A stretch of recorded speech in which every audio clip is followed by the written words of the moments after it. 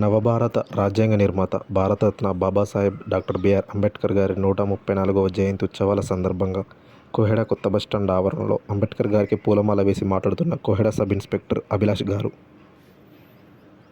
Clear కట్గా కాన్స్టిట్యూషన్ని రచించడం జరిగింది. చదివితే మనకు మంచి భవిష్యత్తు ఉంటుందని చెప్పిన ఒక మహనీయుడు. కాబట్టి నేను ఒకటే విజ్ఞప్తి చేస్తున్నా, ప్రతి యూత్ మెంబర్స్ కూడా అంబేద్కర్ సార్ సంబంధించిన మార్గంలో నడుచుకుంటూ చదువుతూ ఒక మంచి ఉద్యోగం, ఉన్నత స్థాయిని పెంపొందించుకోవాలని చెప్పేసి కోరుకుంటున్నాను. యూత్ అనేవాళ్ళు బాగా పార్టిసిపేట్ కావాలి ప్రతి దాంట్లో. ఇంత మంచి రోజున మనము ఒక సామాజిక కార్యక్రమాన్ని కూడా నెక్స్ట్ టైం నుంచి కూడా చేపట్టాలని చెప్పేసి ఉన్న పెద్ద మనుషులందరినీ కూడా కోరుకుంటున్నాను. ఎందుకనంటే మనం సర్వీస్ ఖచ్చితంగా చేయాల్సిన రోజు ఇది.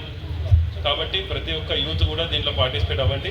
అలాగే ప్రతి ఒక్కరు కూడా మంచిగా చదువుకొని మంచి ఉద్యోగం తెచ్చుకొని సార్ యొక్క మార్గంలో నడవాలని చెప్పేసి కోరుకుంటూ, అలాగే రాజ్యాంగాన్ని కూడా ఎంతో మంచిగా రచించిన వ్యక్తి. సో దాంట్లో ఉన్న విషయాల గురించి పాటించుకుంటూ ఈక్వాలిటీ, అందరూ సమానం, అందరూ కూడా సమానులే అనే దాని మీద ప్రతి ఒక్కరికి కూడా మాట్లాడే హక్కు ఉన్నదని చెప్పేసి మంచి మంచి